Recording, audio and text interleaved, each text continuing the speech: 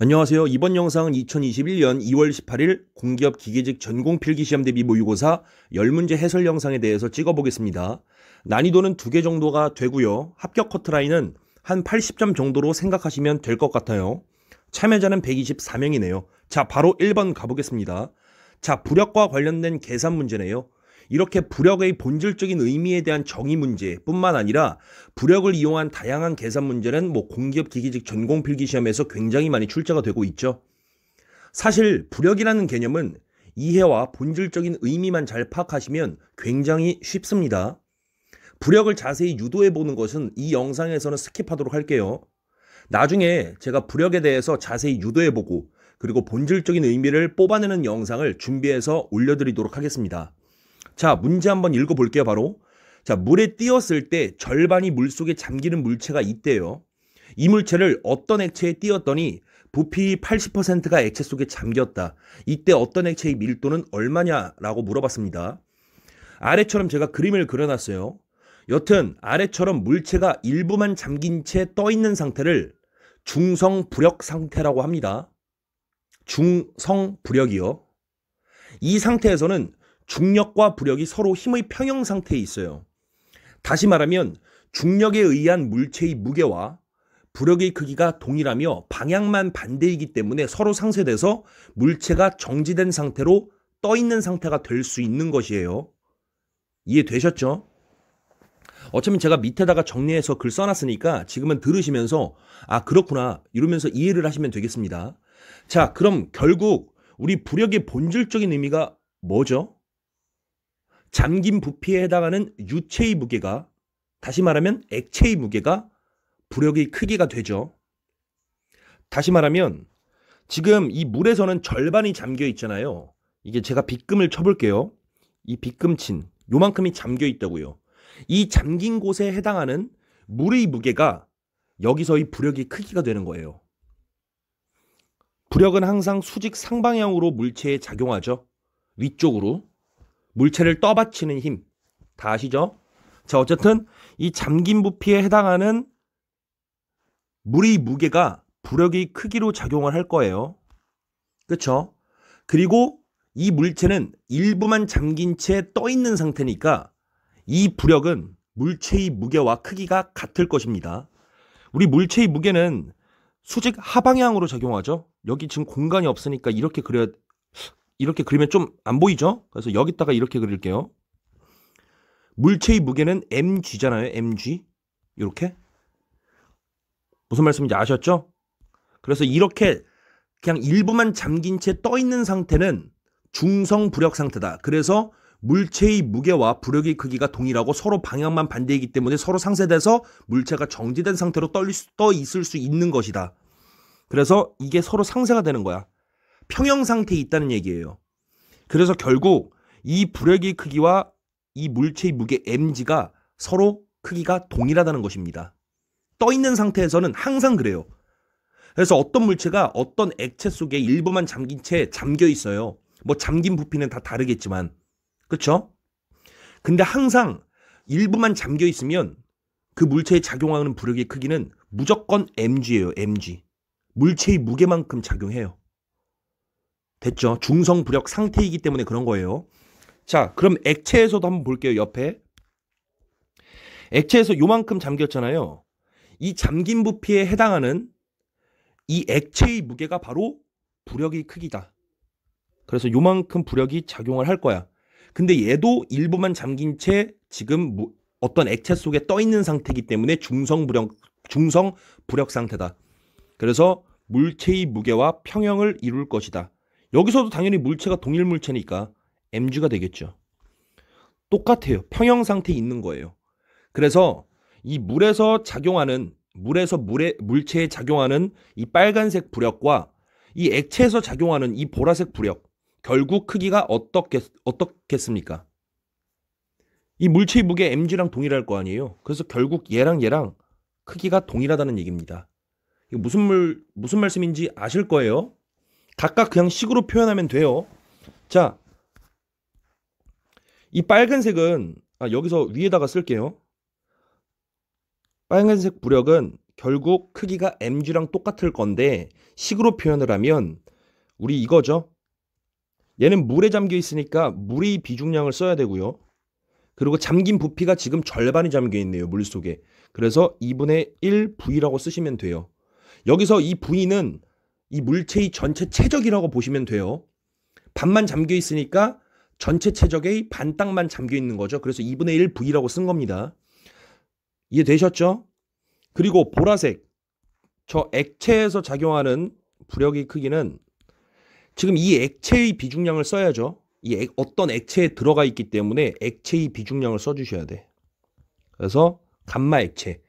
그리고 얘는 80%가 잠겼네요. 전체 부피, 동일한 물체니까 전체 부피가 V겠죠. 근데 그것에 80%가 잠겨 있으니까 잠긴 부피는 0.8V가 되겠네요. 그쵸? 근데 이 부력이나 결국 크기가 동일하다 그랬죠? 어떤 크기로? mg만큼. 왜? 중성 부력 상태니까. 무슨 말씀인지 아시겠죠? 자, 이거 좀 길어지긴 하는데 제가 자세히 설명드리느라 영상이 길어지는 거 양해 부탁드릴게요. 자, 그럼 그냥 계산하면 끝났죠? 요거 그냥 지워볼게요. 자, 이거 감마는 이거 우리 다 아시잖아요. 감마는 밀도 곱하기 중력 가속도.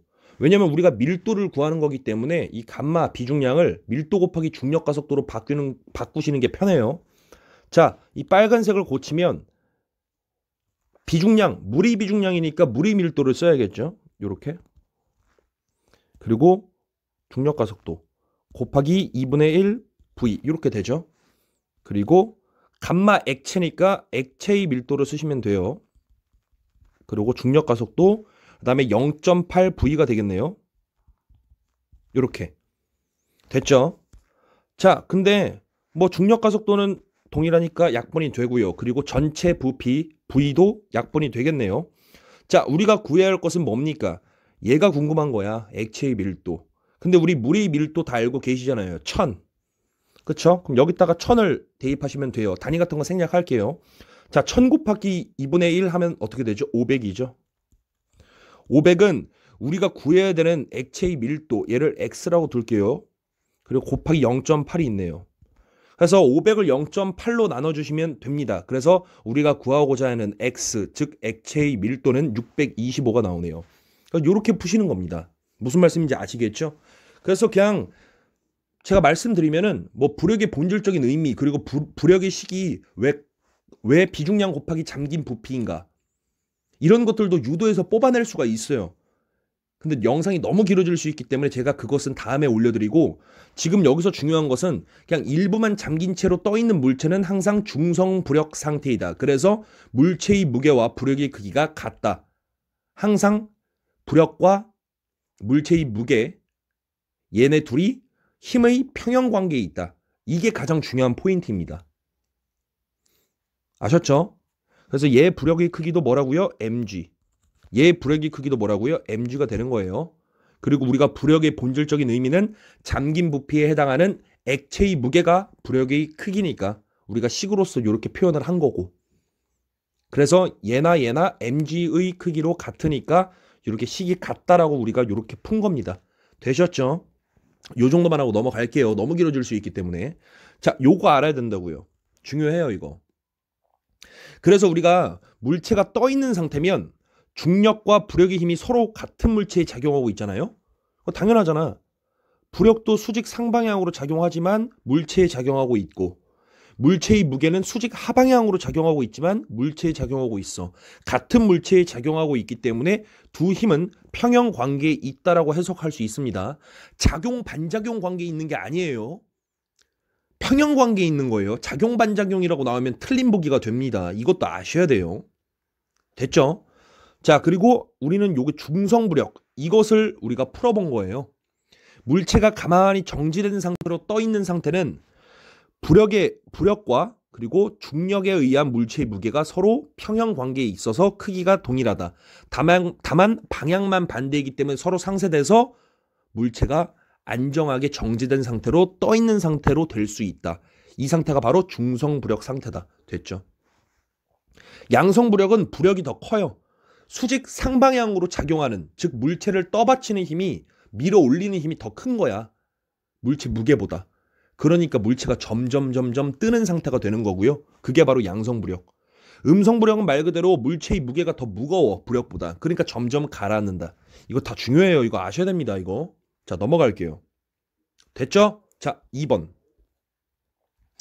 자, 사실 뭐 이 문제도 그렇게 어렵지 않죠. 자, 바로 풀어볼게요. 자, 1번. 디젤 기관의 압축비는 가솔린 기관의 압축비보다 커. 맞는 말이야. 근데 열 효율은 가솔린보다 작다고. 크죠. 우리 디젤 기관의 압축비는 12에서 22. 디젤 기관의 열 효율은 33에서 38%입니다. 가솔린 기관의 압축비는 6에서 9. 그리고 가솔린 기관의 열 효율은 26에서 28% 정도가 됩니다. 이거 아셔야 돼요. 자, 일단 X. 어차피 제가 뒤에다가 다 정리해 놓았거든요. 그냥 지금은 들으시면서 머리에 세뇌시키면 되겠습니다. 자, 틀렸어요. 어쨌든. 자, 두 번째 보기. 졸음 공정 같은 말 뭐죠? 교축 과정이죠. 그래서 엔탈피가 변화가 없습니다. 즉 등엔탈피 과정이다. 그래서 맞는 말이고요. 자, 3번. 이상기체가 가지고 있는 내부 에너지는 이상기체 분자들의 운동 에너지라고 볼 수 있다. 맞는 말이에요. 자, 우리 이상기체가 가지고 있는 내부 에너지는 이상기체 분자들이 운동 에너지를 말합니다. 우리 내부 에너지의 본질적인 의미 다 알고 계시죠? 공기업 기계직 전공 필기 시험에서 굉장히 많이 물어봅니다. 내부 에너지의 본질적인 의미, 정의는 분자들의 운동 활발성을 의미하고 이에 따른 분자들의 운동 에너지라고 합니다. 뭐라고요? 내부 에너지 U는 본질적인 의미가 분자들의 운동 활발성이에요. 아셨어요? 이 기본이죠? 분자들의 운동 활발성. 그리고 이에 따른 분자들의 운동 에너지예요. 근데 우리가 물리에서 운동 에너지 개념을 쓰잖아요? 위치 에너지, 운동 에너지 이러잖아요. 물리 과목에서. 물론 동력학에서도 그러겠지만. 어쨌든 물리에서 운동 에너지와 혼동될 수 있어서 도입한 개념이 바로 연력학에서의 내부 에너지라고 보시면 됩니다. 일단은 요 정도로만 할게요. 자, 아셔야 됩니다. 자, 그리고 우리 저번에도 제가 말씀드렸지만 이거 아셔야 돼요. 이상기체의 내부 에너지 공식이 있어요. 잠시만요. 2분의 3 nRT 이거 아셔야 돼요. 이거는 뭐 제가 유도는 해드리고 싶지만 그냥 암기하는 게 편해요. 요거 알고 있으면 여러 가지 문제 해석하는데 되게 편리합니다. 2분의 3 nRT. N은 몰수고요. R은 기체 상수, T는 절대 온도가 돼요. 그래서 절대 온도가 크면 클수록 당연히 어떤 기체들이 분자 운동 활발성이 굉장히 활발해지겠죠. 그래서 내부 에너지가 증가한다. 이렇게 해석하시면 되겠습니다. 자, 이 정도만 하고 바로 넘어갈게요. 자, 네 번째. 가역 단열 압축 과정은 엔트로피 변화가 없는 과정이다. 즉 등엔트로피 과정이다. 맞는 말이죠. 우리 엔트로피 이거 엔트로피 변화는 요거잖아요. 이거? 근데 단열 과정이야. 단열이면은 열 출입이 없다는 거잖아. 그러니까 이게 빵이 되는 거죠. 얘가 0이 되는 거잖아. 그러니까 당연히 엔트로피 변화도 0이 되는 거죠. 그래서 엔트로피의 변화가 없는 과정이라고 해석할 수 있겠죠. 그래서 맞는 말이다. 그래서 답은 옳은 거 3개 되겠네요. 그래서 3번이다. 됐죠? 자, 요거 알고 계셔야 됩니다. 너무 중요해요, 이거. 아셨어요? 어떠한 조건도 없을 때, 그냥 단순히 비교할 때 요거 수치 암기 부탁드리겠습니다. 너무 중요해요. 그냥 어떠한 조건이 안 달려 있어. 그럼 디젤 기관이 가솔린 기관보다 열 효율이 더 높아요. 압축비도 그렇고요. 이거 물어보는 거 되게 많이 나오거든요. 크기 비교하는 거. 그래서 아셔야 돼요. 그 다음에 요런 조건이 붙으면 요렇다. 그리고 요런 조건이 붙으면 요렇다. 이것까지도 숙지하셔야 됩니다. 근데 더 중요한 건 제가 볼 때는 이 위에 게 더 중요하다고 봐요. 이게 빈도가 더 높거든요. 어쨌든 이거 3개 다 아셔야 된다. 요 정도로만 핵심만 알려드리고 바로 넘어갈게요. 너무 길어질 수 있어요. 자, 3번. 연력학과 관련된 설명 중 옳지 못한 것은 무엇인가? 라고 나왔습니다. 자, 동일 온도 조건하에서 물론 제가 이거 뭐 발전소 여러 가지 발전소의 원리를 곁들여 가지고 설명할 수도 있어요. 근데 그런 설명으로 하는 것은 이번 문제는 그렇게 안 해보고요. 그냥 본질적인 의미로 한번 해석을 해보겠습니다. 자, 첫 번째, 동일 온도 조건이다. 즉 온도가 동일해. 그럼 기체 분자들의 운동 활발성은 동일하겠죠. 근데 여기서 비체적을 증가시켰어. 즉 체적을 증가시킨 것과 동일하다고 보시면 돼요. 자, 체적이라는 것은 부피죠. 그래서 기체가 들어있는 공간을 말해요. 그렇게 생각하시면 돼요. 자, 이상기체로 보는 겁니다. 자, 원래 공간 이만했어. 근데 이렇게 커졌어. 왜 비체적을 증가시켰다고 했으니까 그냥 쉽게 체적을 증가시켰다라고 보는 겁니다. 자, 근데 여기에 분자들이 뭐 예를 들어서 한 3개 정도 들어가 있어. 여기도 3개겠죠? 자, 근데 동일한 온도 조건이니까 얘네들이 이렇게 마구잡이로 움직이는 그 빠르기, 속도, 활발성 동일하겠죠? 부피만 그냥 증가된 거예요.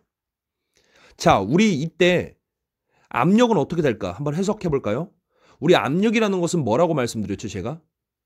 압력이라는 것은, 기체의 압력이라는 것은 어떤 기체가 어떤 공간에 있을 때 그 기체 분자들이 그 공간 벽을 때리는 충돌 횟수, 그게 바로 압력의 세기라고 했죠. 그래서 벽을 때리는 충돌 횟수가 많으면 많을수록 기체의 압력은 높다라고 말씀드렸습니다. 제가 이전 영상에서요.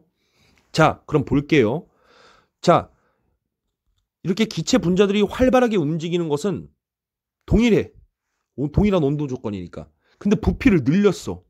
늘렸으면 공간이 늘어나니까 얘네들이 이 벽을 때리는 횟수가 당연히 줄어들겠죠? 충돌 횟수가 줄어들었어요. 그럼 압력은 당연히 감소해야지. 근데 무슨 증가야? 그렇죠? 그래서 1번이 되는 겁니다. 됐죠? 무슨 말씀인지 아실 거예요. 이렇게만 하고 넘어가도 되겠죠? 이전 영상에서 제가 누누이 말씀드렸으니까. 공간이 늘어났어. 근데 분자들이 운동의 어떤 활발성도 동일해. 즉 분자들의 속도, 빠르기가 동일해. 근데 공간이 늘어나면 당연히 충돌 횟수가 적어지겠지. 즉 압력이 떨어지겠지. 이 얘기입니다. 자, 넘어갈게요. 지울게요. 자, 두 번째. PV 선도에서 포화 증기선과 포화 액선은 임계점에서 만나게 된다. 뭐 당연한 얘기죠, 이거는. 그쵸? 당연한 얘기죠. 우리 요렇게 생겼잖아. 여기가 임계점이잖아. K. 여기가 포화 액선이고요. 여기 포화 액선, 건도가 0이죠. 그리고 여기는 포화 증기선이죠. 건도가 1이죠. 즉 여기 접하면은 건도가 0이고요. 이 포화 증기선에 접하면 건도가 1이에요. 즉 스분이 하나도 없는 상태. 모두 다 증기. 됐죠? 얘랑 이 만나는 점. 임계점이잖아요. 그래서 임계점에서 만나게 된다. 맞는 말이 되는 거고요. 자, 보기 3번 한번 가볼게요. 보기 3번도 그냥 해석을 해볼게요. 자, 과열증기를 동일한 비체적 하에서 압력을 점차 낮추면 응축이 시작된다라고 나와 있네요. 자, 우리 과열증기에서 압력을 점차 낮추었다는 것은 증기 분자들이 충돌 횟수가 적어졌다고 생각하시면 됩니다. 분자들이 충돌 횟수가 적어졌다는 것은 분자들의 움직임이 둔해졌다고 보시면 되고요. 움직임이 둔해졌다? 다시 말해서 분자들의 운동성이 줄어들었다. 아, 운동 에너지가 줄어들었다. 아, 운동 에너지가 줄어들려면 당연히 온도가 줄어들었으니까 분자들의 운동이 둔해지고 느려진 것이라고 해석할 수 있겠네요. 온도가 점차 줄어드니까 당연히 분자들의 운동이 둔해질 거 아니야. 그럼 느려질 거 아니야. 그러면서 충돌하는 그 횟수가 적어질 거 아니야. 그러면서 압력이 점차 낮아지는 거잖아요. 그걸 역으로 해석하는 거예요, 지금. 어쨌든 압력을 점차 낮추었다는 얘기는 온도가 점점 느려진 거구나 라고 해석을 하시면 되겠습니다. 온도가 느려졌다는 게 아니라 온도가 낮아졌다. 됐죠? 자, 어쨌든 온도가 점차적으로 감소하니까 결국 어느 온도에 도달하게 되면 기체에서 액체로 되는 응축이 시작되겠네요. 그럼 당연한 얘기 아닙니까, 이거? 온도가 점점점 떨어져. 그럼 어느 정도 기점이 되면 이 온도에 도달하게 되면 응축이 시작되는 거죠. 무슨 말씀인지 아시겠죠? 이 얘기예요. 자, 이렇게 해석하셔도 되고요.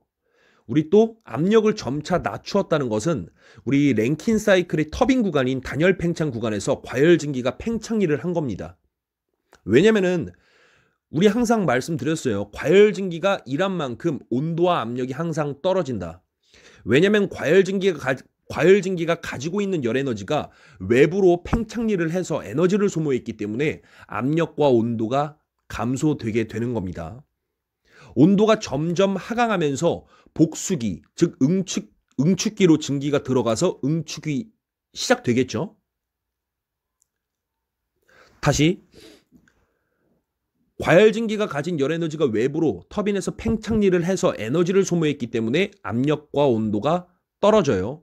그래서 온도가 점점 떨어지면서 복수기로 들어가서 증기가 들어가겠죠. 복수기로. 그래서 응축이 시작된다라고 해석해도 됩니다.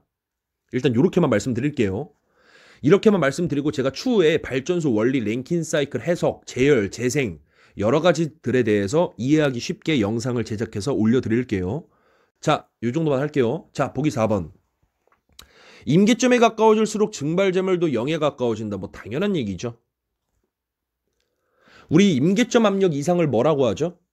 초임계압이죠. 초임계압. 우리 초임계압에서는 다시 말해서 임계점 이상의 압력에서는 물이 증발 과정을 거치지 않고 물에서 바로 과열증기로 됩니다. 따라서 증발자멸이 필요가 없어요. 우리 물의 증발자멸 다 아시죠? 100도의 물 1kg을 100도의 증기로 상변화시키는 데 필요한 열량, 이게 증발자멸이죠. 우리 그래서 539kcal 이거 다 암기하셔야 됩니다. 이게 증발자멸이에요. 100도의 물 1kg을 100도의 증기로 상변화시키는 데 필요한 열량 바로 539kcal다. 근데 임계점 압력 이상이 되면 물이 증발 과정을 거치지 않고 바로 과열증기가 되기 때문에 이 539kcal만큼 증발자멸이 필요가 없어요. 즉 1kg당 이만큼의 539kcal 열량이 필요가 없어집니다. 얼마나 이득이겠어요. 보일러에서의 연료 소비량이 줄어든다고 보셔도 되네요.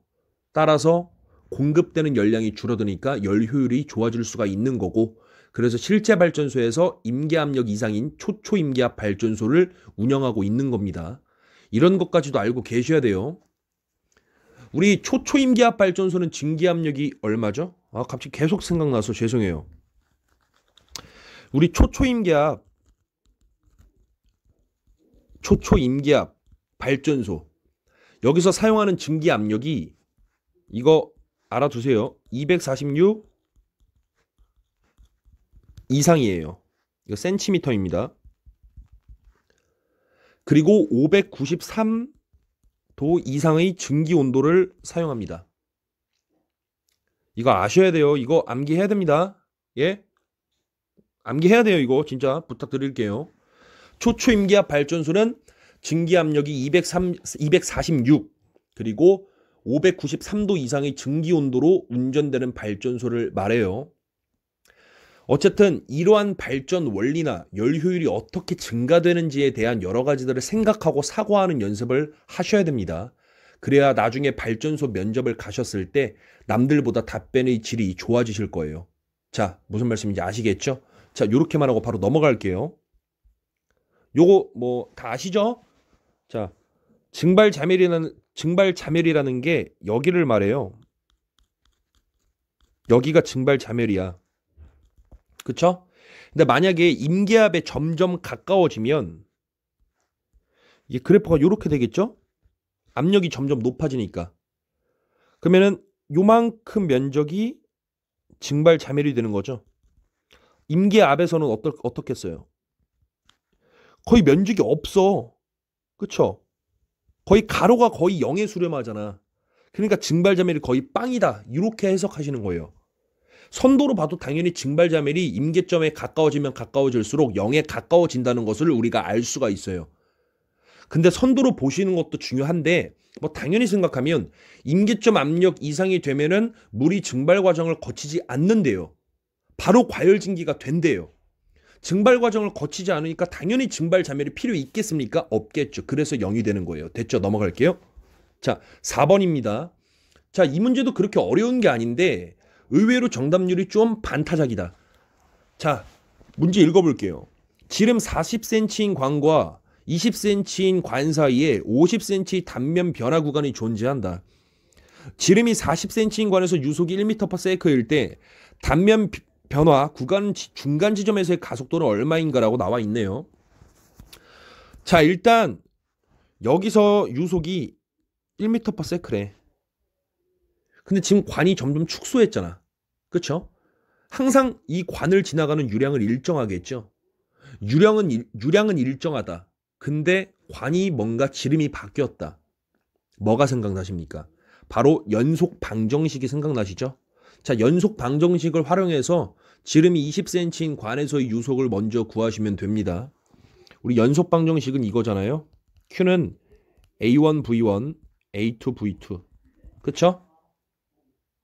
항상 유량은 일정한 거예요.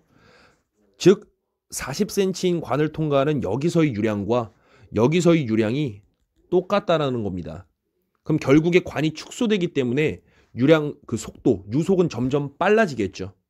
왜냐면은 폭이 지름이 줄어든 만큼 빠르게 지나가야 유량을 동일하게 맞출 수 있겠잖아요. 그렇죠? 자, 바로 그냥 일단 구해 볼게요. 이거 단면적은 지금 원관이니까 4분의 1 파이 d에 제곱하면 되죠. 근데 어쨌든 4분의 1 파이는 약분 될 거니까 그냥 지름의 제곱만 신경 쓰시면 되겠습니다. 자, A1 얼마입니까? 4분의 1 파이 d의 제곱. d의 제곱이 얼마예요? 40cm의 제곱이니까 1600이죠. 자, V1은 얼마입니까? 1이라고 나와 있네요. 자, A2의 면적은 20의 제곱이네요. 그래서 400. 그리고 V2. 결국 V2는 4m/s가 나오네요. 그래서 여기서는 4m/s의 유속을 갖는다. 됐죠? 자, 어쨌든 문제를 또 읽어볼게요. 지금 문제에서 주어진 조건을 보면 단면 변화 구간에서 유속이 선형적으로 변한다고 나와 있어요. 그쵸? 여기에. 자, 이 말은 우리 단면 변화 구간이 여기잖아요, 지금. 근데 여기서 유속이 선형적으로 변한대. 아, 50cm 단면 변화 구간에서 유체의 속도가 점점 일정한 비율로 증가한다는 이야기구나. 다시 말해서 속도가 일정한 비율로 점점 증가하는 등가속도 운동이구나. 이것을 캐치하시면 됩니다. 즉 가속도가 50cm의 단면 변화 구간에서 일정한 크기를 갖는다는 거예요. 등가속도 운동이니까. 결국 여기서 우리가 등가속도 운동을 속도 그래프로 표현하면 돼요. 여기서 우리가 그래프를 바로 그려보면 되겠습니다. 그 그래프 그려가지고 가속도 구하라고 했으니까 속도 시간 그래프에서 그냥 기울기만 구하면 게임이 끝나겠네요. 자, 가볼게요. 그래프 검정색으로 그릴게요. 이게 자꾸 누워서 제가 지금 이거 영상을 찍고 있는 건데 이 눕다 보니까 숨이 좀 차거든요. 그래서 말이 조금 막 무슨 말씀인지 아시겠죠? 막 끊기거나 그럴 수 있어갖고 좀 죄송합니다. 자, 어쨌든 속도 시간 그래프를 그릴 거다. 자, 처음에 유속이 얼마였어? 처음이 여기잖아. 지금 여기까지도 40cm니까 여기서부터 시작하면 여기도 1m/s가 되겠죠? 아, 처음에 1이네. 속도가 1이야. 그쵸? 근데 이 단면 변화 구간, 즉 50cm 이동거리죠. 즉 50cm에서는 이렇게 해서 마지막 여기 빠져나갈 때 50cm 끝 여기 빠져나갈 때 유속 4m/s죠. 아, 여기서 4가 됐구나. 그리고 일정한 비율로 유속이 선형적으로 변화한다니까 아, 일정한 비율로 속도가 증가하는 등가속도 운동 맞구나. 그래서 딱딱딱 점선을 그리면 여기는 우리가 모르니까 시간 t 이렇게 작성할게요. 이게 지금 우리가 등가속도 운동을 속도 시간 그래프에다가 표현한 겁니다. 간단하죠? 자, 우리 속도 시간 그래프에서 면적 뭐라고 했죠? 이동거리잖아. 이동거리. 이만큼 이동거리. 이게 바로 S잖아요. 자, 이동거리 얼마예요? 여기 나와 있잖아. 50cm라고. 여기서부터 여기까지 이동한 거리가 얼마예요? 50cm잖아요. 그쵸? 자, 그러면은 면적 어떻게 구할 수 있겠어요? 이렇게 나눠보면 삼각형하고 사각형 나오죠? 자, 여기 높이 얼마예요? 3이죠? 그리고 요만큼은 얼마예요? 밑변은 t죠? 그래서 3t 가로 곱하기 세로 곱하기 2분의 1이 삼각형 면적이니까 3t를 2분의 1로 나눠주면 1.5가 되겠네요. 그래서 1.5t. 그리고 요 밑에 요만큼은 여기 높이 얼마예요? 1이죠? 직사각형 높이 1, 가로는 t. 그래서 가로 곱하기 세로 하면 t. 그래서 t. 2.5t네요. 2.5t가 바로 이동 거리가 되는 거고 그 이동 거리가 바로 50cm가 되는 거죠. 그래서 2.5t가 0.5m가 되는 겁니다. 이거 미터로 환산해 줘야 되죠. 왜냐면 지금 유속 자체가 지금 미터의 단위이기 때문에 속도가. 자, 그러면은 t는 얼마입니까? 2.5로 나눠주면 5분의 1 나오겠네요. 이게 5분의 1이다. 됐죠? 자, 그럼 우리는 게임 끝났죠? 우리 이 그래프의 기울기가 바로 가속도잖아요. 이 그래프의 기울기가 가속도다. 자, 기울기 어떻게 구합니까? 가로분의 세로 하시면 되죠. 가로 요만큼이 얼마예요? 5분의 1이라고 구했고요. 세로는 3이네요. 즉 5분의 1분의 3 15가 나오네요. 끝났죠? 자, 요렇게 푸시면 되겠습니다. 요거 뭐 그냥 나 그래프 그리기 귀찮다. 원래는 솔직히 등가속도 운동 같은 거 그래프 그려갖고 해석하는 게 제일 좋은 방법인데 나 그래프 못 그리겠어라고 생각하시면 그냥 등가속도 운동 공식이 있잖아요. 요거 쓰시면 돼요. 이 V는 나중 속도, V0는 초기 속도가 되겠죠. 요거 대입하시면 됩니다. S는 이동 거리, A는 가속도니까 그냥 문제에서 주어진 거 그냥 대입하셔서 그냥 계산하시면 됩니다. 근데 저는 이렇게 하는 거 별로 추천드리지 않는다. 됐죠? 자, 5번 갈게요. 자, 5번. 자, 요 문제는 뭐 간단하죠? 자, 가볼게요. 길이가 2m인 단순보의 허용 구피 능력이 40메가파스칼일 때 이 단순보의 중앙에 작용시킬 수 있는 최대 집중하중 그게 얼마인가? 자, 우리 단순보 이렇게 있으면 그쵸? 여기에 중앙에 집중하중이 작용하고 있다 이 얘기잖아요. 우리 이때 최대 구피 모멘트 다 알고 계시죠? 4분의 PL. 이거 일단은 암기가 되어 있어야 되죠, 이거? 됐죠? 이걸 쓸 겁니다. 왜 최대 구피 모멘트를 쓰시나요? 문제에서 최대 집중하중을 구하라고 했기 때문에 최대 구피 모멘트를 사용해야 됩니다. 자, 가볼게요. 우리 요거 다 아시잖아. 이거죠? 이 관계 다 아시죠? 구피 능력 구하는 공식. 여기다가 우리가 요거 맥스 있잖아요. 4분의 PL 대입해요. 그 다음에 Z. 단순보는 직사각형 단면을 갖는다라고 나와 있네요. 그래서 직사각형 단면의 단면계수 Z는 6분의 BH 제곱이 되네요. 그래서 요거 계산해 주시면은 이 약분하면은 2BH 제곱에 이렇게 나오겠네요. 일단 지울게요. 2BH 제곱에 3PL이 나오겠네요. 그쵸? 됐죠? 이게 바로 시그마 맥스가 되는 거죠. 자, 우리가 구해야 할 것은 P잖아. P, 하중. 그럼 P를 남겨두고 다 전개를 해볼게요. 2BH 제곱이 위로 올라오고요. 시그마 맥스 그리고 3L 이렇게 되겠네요. 됐죠? 자, 주어진 조건 다 대입하시면 됩니다. 시그마 맥스에다가 그냥 허용 구피 능력 40메가파스칼 대입하시면 되고 뭐 B 0.2 대입하시면 되고요. 그쵸? 이렇게 단위 신경 쓰셔갖고 대입하시면은 아마 답이 3번이 나오실 겁니다.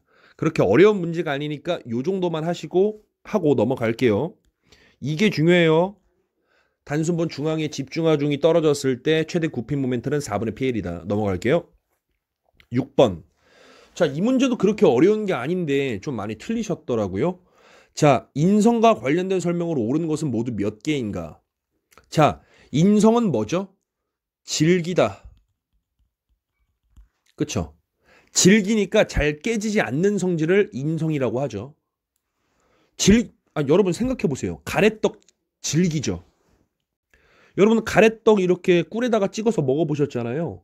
가래떡 막 땡겨보고 질기다고 가래떡이 깨집니까? 안 깨지죠. 그래서 가래떡 같은 재료를 인성이 있다라고 보시면 됩니다. 아, 인성이 크다. 즉 질기다. 질기면 잘 깨지지 않는다. 그래서 인성은 취성과 반대의 의미이다. 됐죠? 취성은 잘 깨지는 성질이잖아요. 그리고 인성은 충격에 대한 저항 성질. 충격에 대한 저항 성질. 이거 세 가지 알고 계셔야 돼요. 충격에 대한 저항 성질. 자, 요 정도만 알고 그냥 바로 읽어보시면 쉽게 느껴질 겁니다. 자, 인성이 높을수록, 가래떡일수록 질기니까 당연히 파괴 파손 방지 되겠네. 자, 맞는 말이고요. 자, 두 번째, 인성은 재료가 파괴되지 않고 에너지를 흡수할 수 있는 재료의 능력을 말한다. 맞는 말이고요. 당연하잖아요. 그쵸?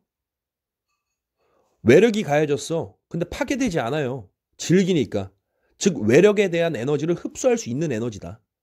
그 능력이다. 인성이. 이해되시죠? 자, 3번. 재료의 강도와 연성이 조합된 특징이라고 할 수 있다. 이게 조금 헷갈리셨을 텐데 당연한 말이에요. 강도와 연성이 조합된 특징.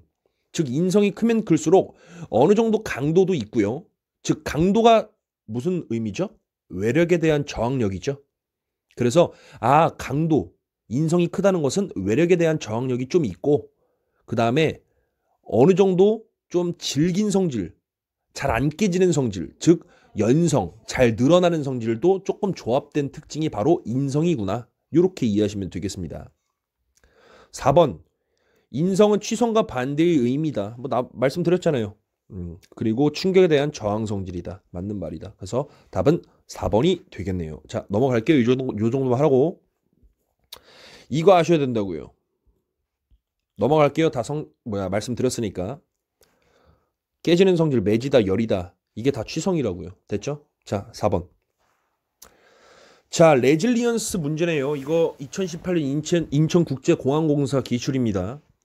자, 레질리언스 같은 말은 변형에너지 밀도, 최대 탄성에너지, 그리고 단위 최적당 탄성에너지를 말하죠. 여기서 유도는 그냥 스킵할게요. 바로 그냥 레질리언스 구하는 식부터 써보도록 하겠습니다. 자, 레질리언스를 구하는 식은 이거예요. 시그마의 제곱. 자, 시그마 응력을 먼저 구해야겠네요. 자, 응력은 A분의 P죠. 얘는 지금 원형 봉이기 때문에 단면적의 4분의 1 파이 D의 제곱이 들어갈 거니까 분자의 4가 곱해지면서 파이 D의 제곱이 되겠네요. 자, 여기서 D가 얼마입니까? 이거 반지름, 이거 낚이시면 안 됩니다. 그냥 D에다가 5 넣으면 안 돼요. 반지름이라고 나와 있죠. 그래서 10을 넣어야 됩니다. 자, 4 곱하기 얼마지? 15kN이니까 15,000. 일단 파이 3으로 간주하고요. D는 10이죠. 이렇게. 요거 계산하시면은 0.2 기가파스칼이 나올 거예요. 기가는 10의 9승이죠. 메가는 10의 6승이고요. 자, 그럼 우리 응력 구했잖아. 그럼 여기다 대입하시면 돼요. 이게 레질리언스 계수 구하는 공식이니까. 자, 응력에다가 0.2 기가파스칼 요거 제곱하시면 되겠네. 그래서 0.2 제곱. 그 다음에 2 곱하기 탄성계수 얼마? 200기가파스칼. 그래서 200기가파스칼의 제곱. 요거 계산하시면 돼요. 계산하면 4번이 나옵니다.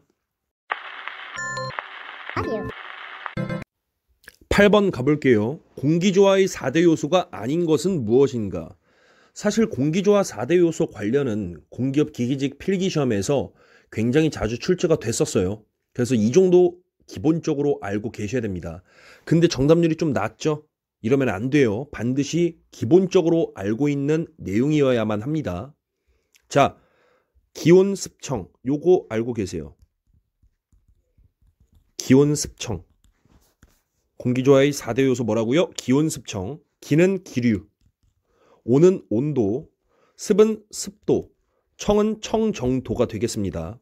이거 4개 알고 계세요. 자, 그래서 1번 습도니까 맞는 말이고요. 2번 청정도니까 맞는 말이네요. 그리고 3은 압력이죠. 무슨 소리야? 압력 틀렸죠. 4는 기류예요. 기류. 이거 에어 무브먼트입니다. 근데 약간 좀 붙여서 보여갖고 에어 무브먼트. 그래서 기류. 됐죠? 그래서 1, 2, 4는 다 포함이 되네요. 기온습청에. 근데 압력은 없어요. 그래서 답은 3번이다. 그래서 기온습청 반드시 숙지 부탁드릴게요. 자, 9번 갈게요. 자, 리드. 사실 이 문제는 너무 쉽죠. 너무 자주 나오기도 하고요. 자, 리드는 우리가 나사를 1회전 시켰을 때, 다시 말해서 360도 회전시켰을 때 축 방향으로 나아가는 거리를 리드라고 하죠. 그래서 리드 L은 N 곱하기 P라고 쓰잖아요. 그렇죠? N은 나사의 줄수, P는 피치가 되겠네요. 자, 그럼 첫 번째 리드부터 바로 구해보겠습니다.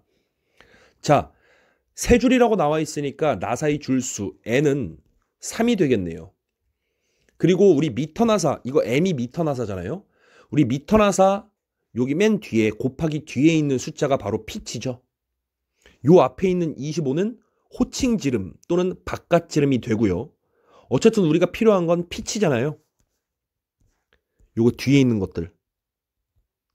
앞에 있는 건 호칭 지름, 바깥 지름이에요. 뒤에 있는 게 피치입니다. 자, 우리가 필요한 건 나사의 줄수와 피치만 알면 돼.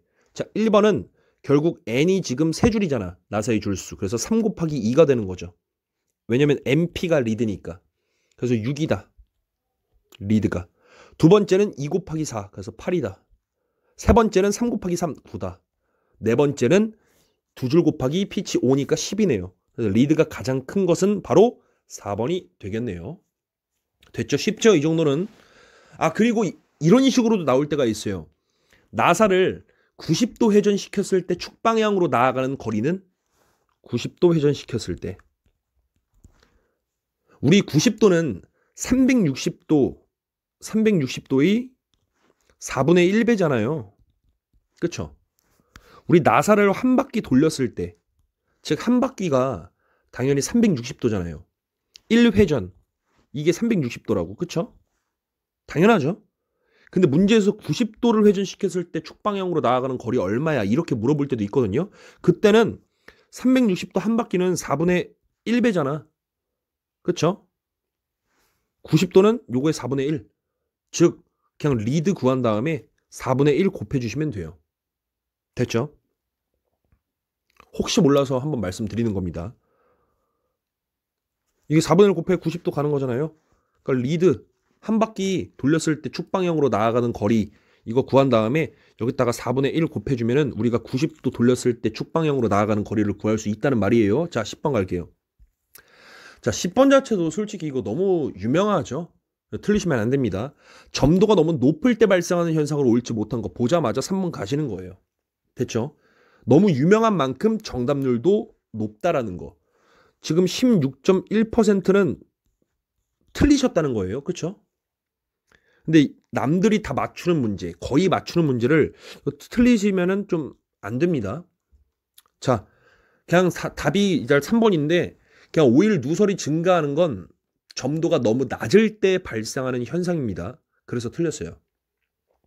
그냥 쉽게 말씀드리면 우리 점도가 너무 낮으면 유압기기 내부의 작동류의 점도가 너무 낮으니까 마찰이 적겠죠. 그래서 작동류가 흐르는 유동성이 증가하게 돼요. 유동성이 좋다는 말은 잘 흐르니까 장치 내에 어떤 작은 구멍이나 틈새가 존재하게 되면 그 사이로 잘 흘러나가려고 하기 때문에 누설량이 증가하게 되는 것입니다. 됐죠? 이해되시죠? 점도가 너무 낮을 때 발생하는 게 오일의 누설이 증가해. 점도가 너무 낮으면 마찰이 작아지잖아. 그러면은 작동류가 흐르는 유동성이 증가해. 즉 잘 흘러. 그래서 장치 내에 구멍이나 틈새가 존재하게 된다면 그 사이로 잘 흘러나가려고 한다. 그래서 누설이 증가한다. 나머지는 너무 당연한 내용이라 스킵하도록 할게요. 자, 어쨌든 영상이 너무 길어진 것 같아서 죄송하고요. 영상 보시느라 고생 많으셨고 다음에도 더욱더 도움되는 영상으로 찾아뵙겠습니다. 고생하셨습니다.